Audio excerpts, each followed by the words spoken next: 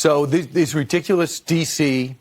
council decides, you know what, we're too tough on criminals. We're going to pass a series of light on crime bill.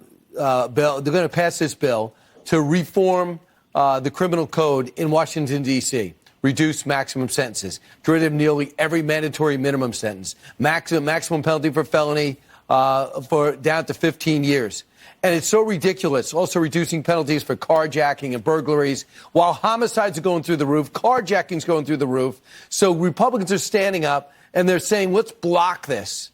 So in the House, they move to the Senate, and it turns out at the last minute, President Biden switches gears and decides, I will not veto this block of this D.C. Council crime bill, and outing a lot of people like AOC and others who say, how dare the president leave us with this head fake. What is your take on the president finding religion when it comes to crime?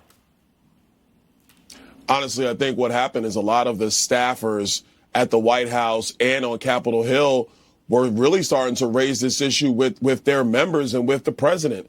Look, carjackings are up 86%. Sexual assaults well over 100% in Washington, D.C. You have a lot of young kids who come here, their dreams of working on Capitol Hill, and they are being assaulted just trying to go back and serve the nation in that capacity. So I think on the Democrat side of the aisle, these staffers got to their bosses and were like, hey, you need to support this thing because this isn't politics, it's real life. But I think it's also indicative of what's happening across the country.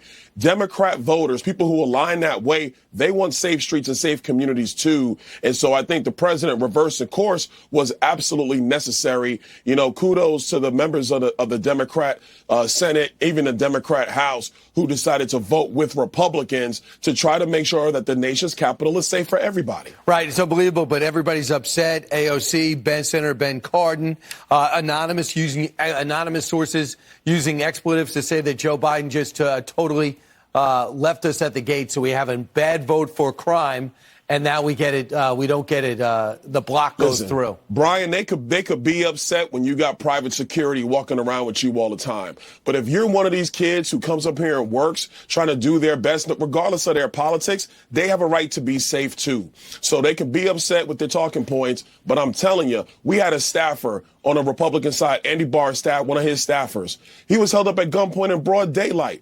You can't have this stuff happen in any city in America, let alone the nation's capital. These other city councils across the country, they need to pay attention and follow suit because this stuff needs to be taken seriously. And hopefully some elections will turn that way, like that. Maybe some people taking that message from what happened to Mayor Lightfoot, the embarrassment of this country in Chicago as she destroyed that city. Congressman Donald, it's always great to talk to you.